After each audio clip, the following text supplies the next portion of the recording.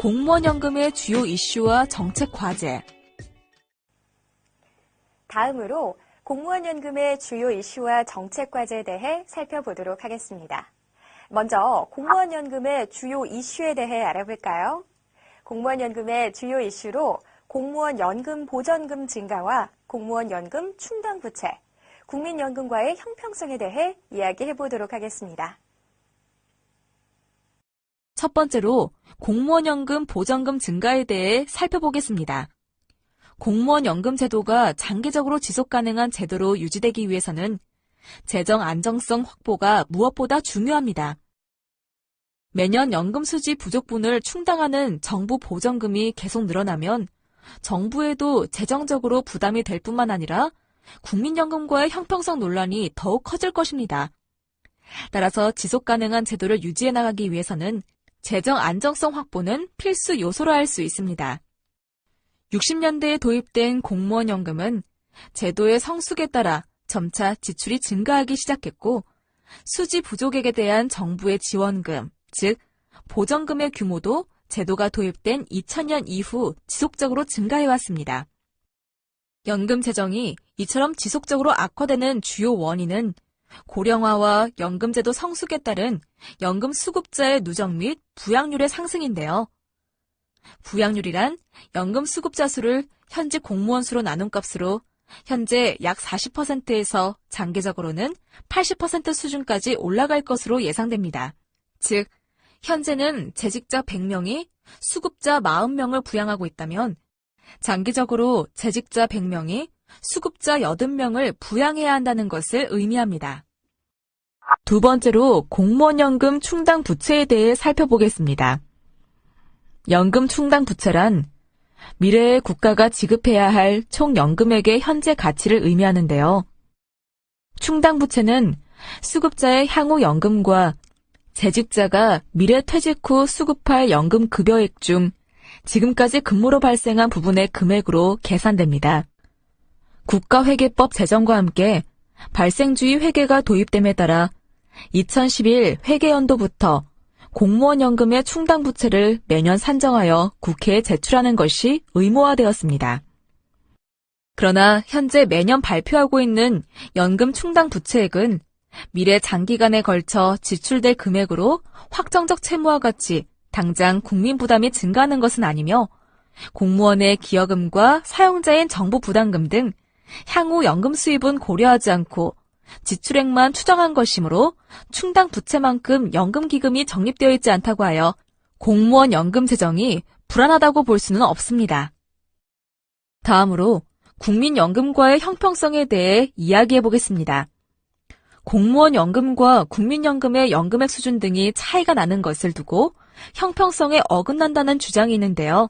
즉, 공무원연금 연금급여가 국민연금에 비해 높다는 것입니다. 그러나 공무원연금과 국민연금 간의 형평성 문제는 연금 제도 간 보험료율의 차이, 공무원연금의 퇴직금적 성격 등을 종합적으로 고려할 필요가 있습니다. 즉, 공무원연금의 급여액이 높은 것은 공무원연금이 국민연금에 비해 부담률이 높고 퇴직금적 성격이 포함되어 있기 때문이라는 점을 간과해서는 안 될 것입니다. 민간 근로자는 국민연금 이외에 근로자 퇴직급여 보장법에 따른 퇴직금을 수급하는 데 반해 공무원은 그와 같이 별도 퇴직금이 없고 민간 퇴직금과 유사한 성격을 갖는 퇴직수당은 민간 퇴직금의 최대 40% 수준에 불과합니다. 다만 연금 적자가 지속적으로 발생하는 상황에서 사회적 통합을 위해 공적 연금 간 형평성을 제고하려는 노력은 필요하다고 할 것이며 이에 2015년 연금개혁을 통해 연금 수익비가 국민연금과 유사한 수준으로 조정된 바 있습니다. 계속해서 2015년 개혁의 주요 내용 및 효과에 대해 알아보도록 하겠습니다. 먼저 2015년 개혁의 주요 내용을 살펴볼까요? 2015년 개정의 기본 방향은 장기적 관점의 정부 재정 절감, 국민연금과의 형평성 및 공직 세대 내 세대 간 형평성 제고라 할 수 있는데요. 2015년 개혁에서 재직자와 관련하여 개정된 내용은 다음표와 같습니다. 즉, 기여율 및 부담률이 기준소득월액의 9%로 인상되었고 연금 지급률이 재직기간 1년당 1.7%로 인하되었으며 소득 재분배 요소를 도입했으며 기준소득월액 상한을 종전 1.8배에서 1.6배로 하향 조정했습니다. 또한 연금 수급 요건을 종전 20년에서 10년으로 조정했고 재직기간의 상한을 33년에서 36년으로 연장했습니다. 그리고 연금 지급 개시 연령을 65세로 연장했습니다. 수급자와 관련된 개혁의 주요 내용은 다음과 같습니다. 먼저 유족연금의 지급률을 하향 조정했으며 연금액을 5년간 동결했으며 연금 지급 정지 제도를 강화했습니다.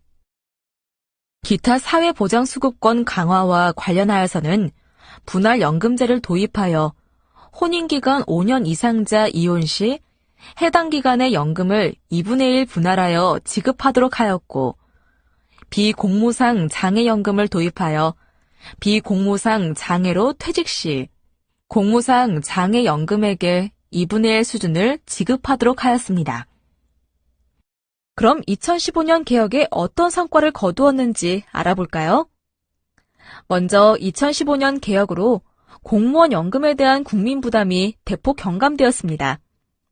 개혁 첫 해인 2016년 한 해에만 정부 보전금의 규모가 1.5조 원 감소했고 향후 30년간 185조 원, 향후 70년간 총 497조 원의 정부 보전금 지출이 감소되는 효과를 거둘 것으로 예상됩니다.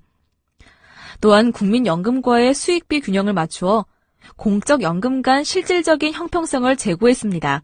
즉, 공무원 기여율 인상에 따라 국민연금의 2배가 되었고 지급률은 종전보다 11% 인하함으로써 공무원 연금의 수익비가 종전 2.08배에서 국민연금과 유사한 수준인 1.48배로 인하되었습니다.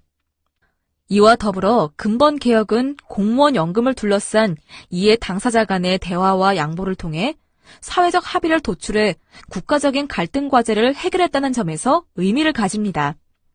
마지막으로 공무원 연금의 향후 과제에 대해 살펴보도록 하겠습니다. 공무원 연금 지속성의 핵심 가치로서 대체로 재정 안정성, 공사 부문 간 공직 내 세대 간 형평성, 그리고 급여 수준의 적정성이 제시되고 있습니다. 공무원 연금 제도가 장래에도 지속 가능한 제도가 되기 위해서는 무엇보다 연금 재정의 장기적 안정성이 확보되어야 합니다. 또한 전체적인 관점에서 국민연금과의 형평성과 공무원 세대 간 형평성 확보도 공무원 연금 제도가 국민과 공무원의 지지하에 지속적인 제도로 운영되기 위한 중요한 기반이라 할 수 있습니다. 한편 급여의 적정성은 연금 제도가 노후 소득 보장 측면에서 적절한 역할을 수행하는지에 대한 평가 기준으로 공무원 연금은 공무원연금법 제1조에서 규정하고 있듯이 퇴직 후의 생활 안정을 목적으로 하고 있으며 또한 인사정책 측면에서 노후 걱정 없이 재직 중 직무에 전념할 수 있도록 하기 위한 목적이 있으므로 퇴직 후 실질적인 소득 보장 내지는 재직 중 삶의 질을 유지할 수 있는 수준의 연금이 되어야 할 것입니다.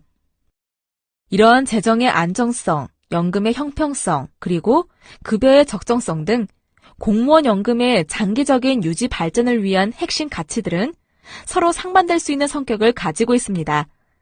제도 도입 이후 1990년대까지는 적정 보장과 공직의 특수성을 상대적으로 강조했다면 재정 문제가 가시화된 2000년대 이후에는 재정 안정화와 국민연금과의 형평성이 강조되고 있으며 이는 사회적으로 감당할 수 있고 지속 가능한 연금 제도를 유지해 나가기 위한 불가피한 선택이라고 할 수 있습니다. 앞으로도 고령화 속도, 경제 여건 변화 등 인구 경제적 환경 변화에 대응하여 공무원 연금 제도가 미래 세대에 부담이 되지 않고 공무원을 위한 적정 노후 소득 보장 제도로서 본연의 역할을 수행해 나갈 수 있도록 하기 위해서는 이러한 공무원 연금의 핵심 가치들이 조화될 수 있도록 지속적인 관리가 필요하다고 할 것입니다.